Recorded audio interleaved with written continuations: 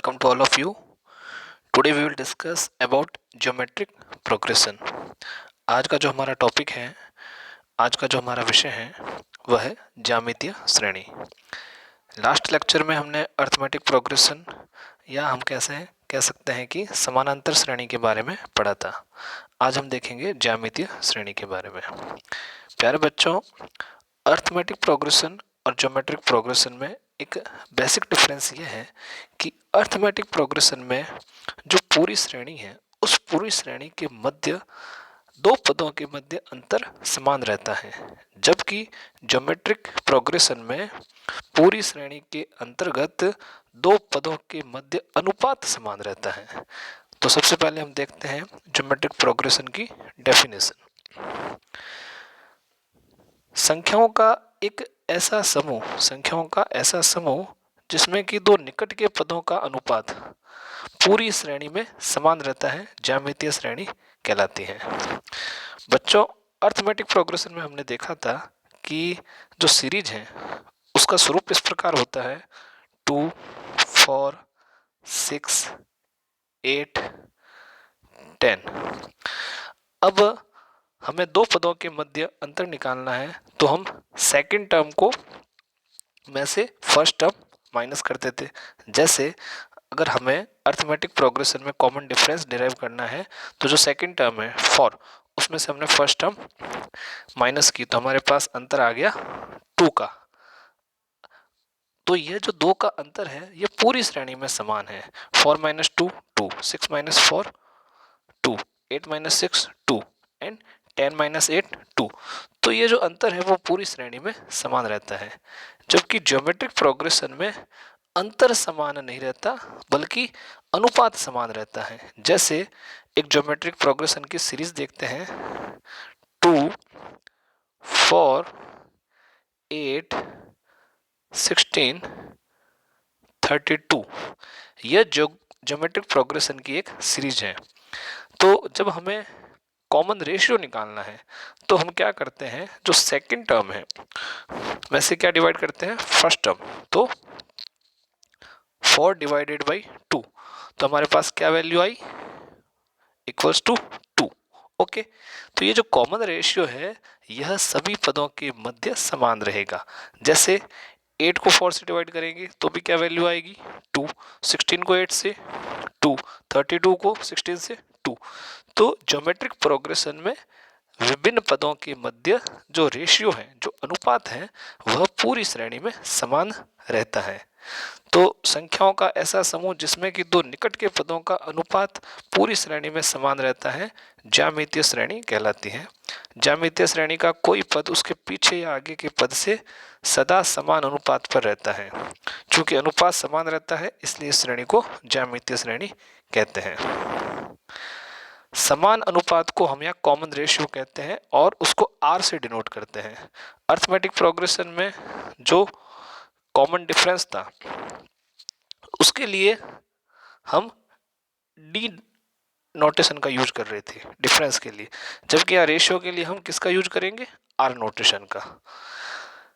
और इस R की मुख्य बातें निम्नलिखित है, या हम कह सकते हैं कि जैसे आप देखिए यहाँ पर ये 2, 4, 8 यह एक ज्यामितीय श्रेणी है। समानांतर श्रेणी गलती से लिख दिया गया है। ये कैसी श्रेणी है 2, 4, 8, 16 ज्योमेट्रिक प्रोग्रेशन है। क्यों? क्योंकि यहाँ कॉमन रेशियो कितना है 2। यदि ज्योमेट्रिक प्रोग्रेशन की फर्स्ट टर्म a है, जैसे यहाँ पर जो 2 है उसको हम क्या मानेंगे a इक्वल्स टू 2। a का अर्थ है फर्स्ट टर्म, प्रथम पद। तो प्रथम राशि a है और कॉमन रेशियो r है, तो r से गुणा करते जाने पर श्रेणी के अन्य पद प्राप्त किए जा सकते हैं। यदि हमें a की वैल्यू पता है और हमें r की वैल्यू पता है, जैसे a की वैल्यू है 2 फर्स्ट टर्म और r की वैल्यू भी क्या है 2, तो हम जब a को r से मल्टीप्लाई करेंगे तो हमारे पास कौन सा पद आ जाएगा, सेकंड टर्म आ जाएगी, द्वितीय पद आ जाएगा, जैसे 2 × 2 4। ओके, तीसरा पद प्राप्त करने के लिए AR स्क्वायर, तो AR स्क्वायर करेंगे अर्थात R का स्क्वायर, 2 का स्क्वायर 4 और 4 को 2 से मल्टीप्लाई किया तो 8। उसी प्रकार तीसरा पद भी हम और अनंत तक हम पद प्राप्त कर सकते हैं।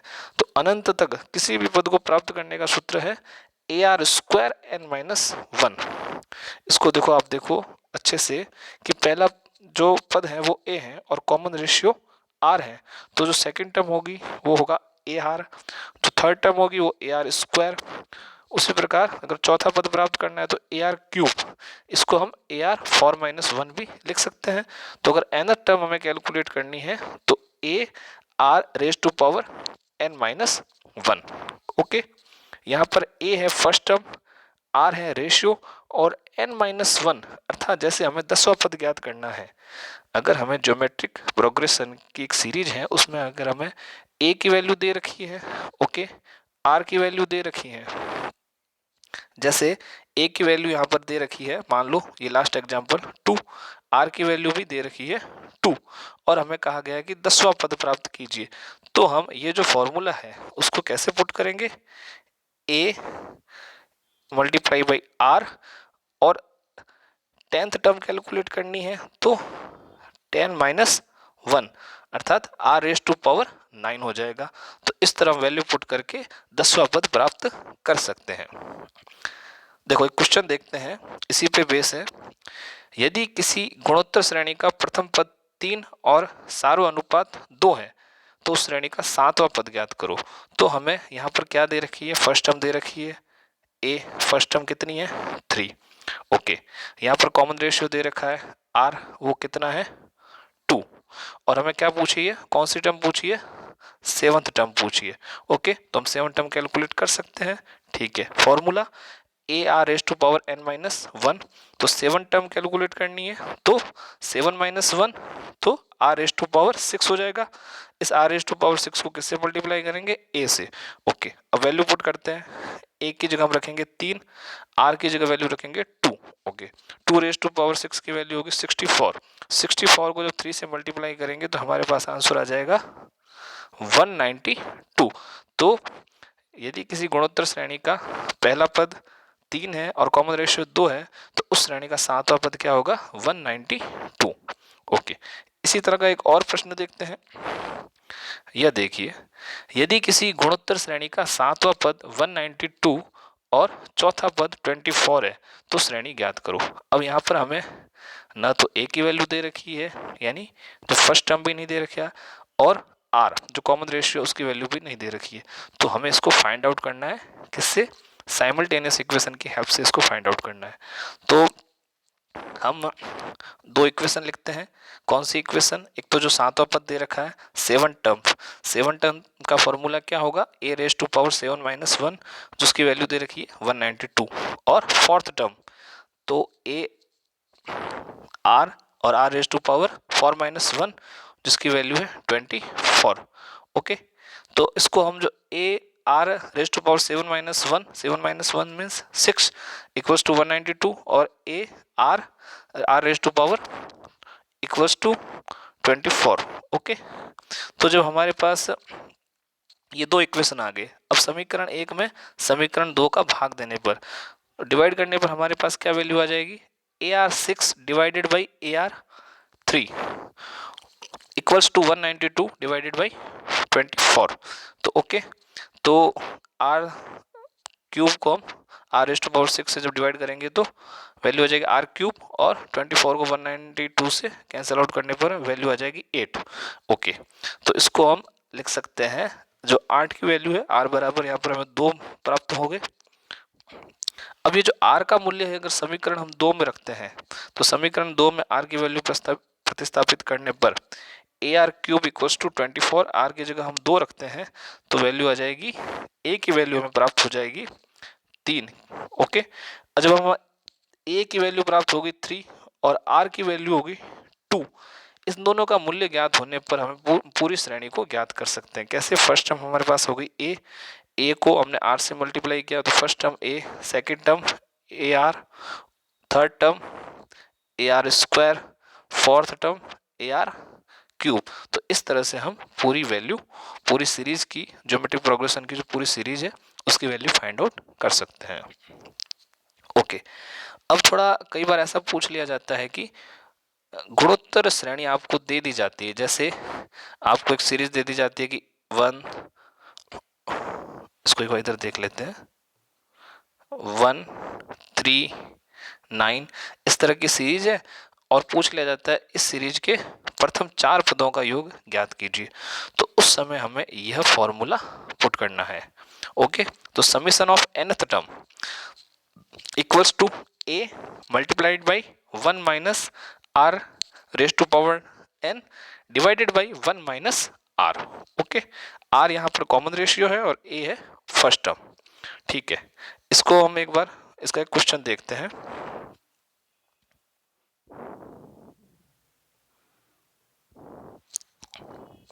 जैसे पूछा गया तो ये क्वेश्चन है 1 3 9, ये एक ज्योमेट्रिक प्रोग्रेशन की सीरीज है, इसके प्रथम 4 पदों का योग ज्ञात कीजिए। तो हमें यहाँ पर दे रखा है a फर्स्ट टर्म की वैल्यू 1, कॉमन रेशियो है 3 और nth अर्थात कितने पदों का योग ज्ञात करना है, 4 पदों का। तो summation of n term equals to 1 multiplied by 1 minus r raise to power n divided by 1 minus r। Okay, value put करते हैं, n की जगह 4 रखते हैं, a की जगह रखते हैं 1 और r की जगह 3। ओके, तो जब हम ये वैल्यू पुट करते हैं तो हमारे पास क्या आ जाएगा, 1 माइनस 81 डिवाइडेड बाई माइनस 2, तो माइनस 80 डिवाइडेड बाई माइनस 2, तो ये जो वैल्यू आ जाएगी 40। तो ये एक सीरीज थी 1 3 9, इस श्रेणी के प्रथम 4 पदों का योग कितना होगा, 40। कैसे फाइंड आउट किया, इस फॉर्मूले की सहायता से। ओके, कई बार हमें पूछ लिया जाता है कि एक गुणोत्तर श्रेणी दे दी जाती है और उसका अनंत योग प्राप्त करो। अच्छा, समीशन ऑफ इन्फिनिटी, नंबर नहीं दिया जाता है, जैसे कि प्रथम 4 पदों का या प्रथम 8 पदों का, हमें पूछ लिया जाता है कि इस श्रेणी का अनंत योग प्राप्त करो। तो उस समय इस सूत्र की सहायता से यह फॉर्मूला पुट करके हम वैल्यू फाइंड आउट कर सकते हैं। फॉर्मूला है summation of nth infinity term equals to a divided by 1 minus r। a क्या है, फर्स्ट टर्म और r कॉमन रेशियो। देखो इसका भी क्वेश्चन देखते हैं। 1 हाफ और 1/4, ये एक ज्योमेट्रिक प्रोग्रेशन की सीरीज है और इसका अनंत योग प्राप्त करने के लिए कहा गया है।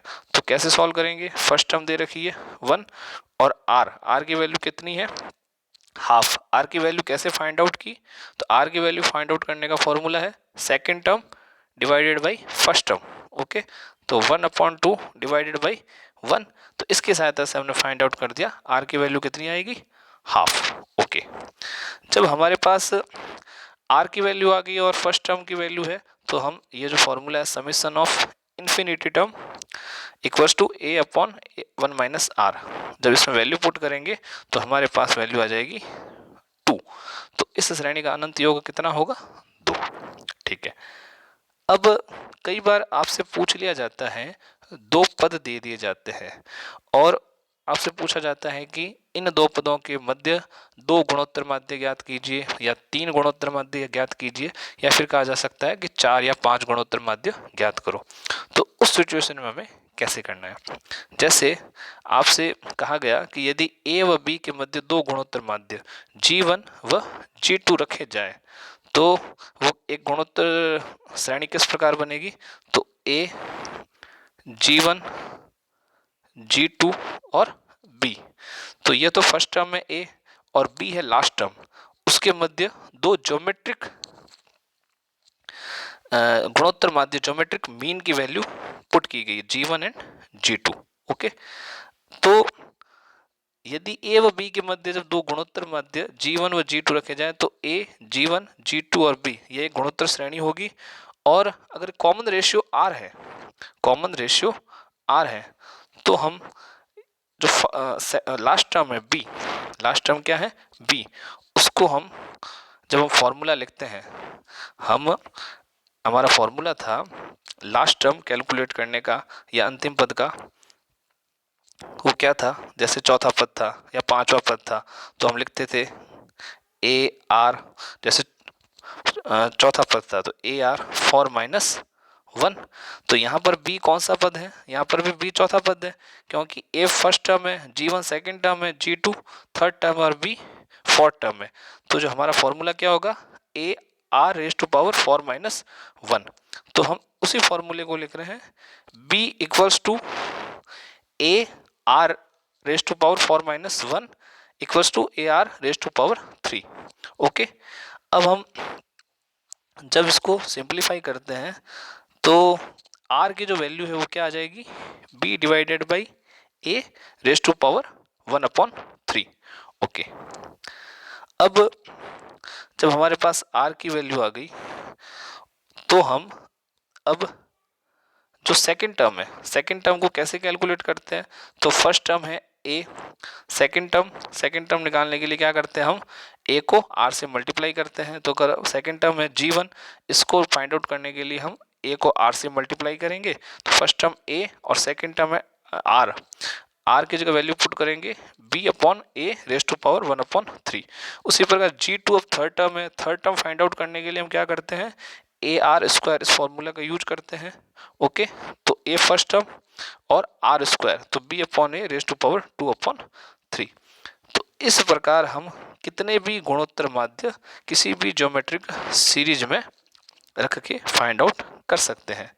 ठीक है, तो अगर nth geometric series nth geometric mean find out करने के लिए कहा जाए तो Gn equals to a r raise to power n equals to a b upon a raise to power n upon n plus 1। यह सूत्र का प्रयोग करके हम फाइंड आउट कर सकते हैं। ठीक है, इस पे बेस्ड एक क्वेश्चन देखते हैं। ये क्वेश्चन इस बार 2020 में आपके जो बीए फाइनल ईयर का पेपर था उसमें पूछा गया। क्या क्वेश्चन था, 3 गुणोत्तर माध्यों को 2 और 32 के बीच ढालिए, insert 3 geometric mean between 2 and 32। इसका सॉल्यूशन देखते हैं। आपसे क्या पूछा गया, 3 ज्योमेट्रिक मीन को किसके मध्य डालना है, 2 और 32 के। तो फर्स्ट टर्म हो गई 2, लास्ट टर्म हो गई 32, इसके मध्य कितने गुणोत्तर माध्य रखने हैं, तो G1 G2 और G3। इसका मतलब 3 गुणोत्तर माध्यों को इंसर्ट करना है। ओके, तो यहाँ पर ए क्या है, जो फर्स्ट टर्म है वो है 2। सेकेंड टर्म कैसे फाइंड आउट करते हैं, ए को आर से मल्टीप्लाई करते हैं, तो वो हो जाएगी G1। Third term A R square, वो हो गई G2। तो उसी प्रकार ए आर क्यूब, ये हो गई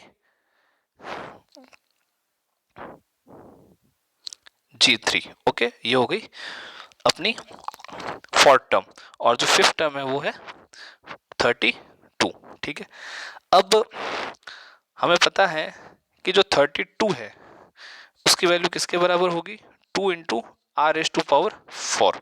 क्यों, क्योंकि जो लास्ट टर्म है R4 को हम कैसे कैलकुलेट करते हैं, या जो लास्ट टर्म है 32, जिसको हमने यहाँ पर 32 कैलकुलेट किया 32, वो किसके बराबर होगा, 2 इंटू ए की वैल्यू हमने रखी 2।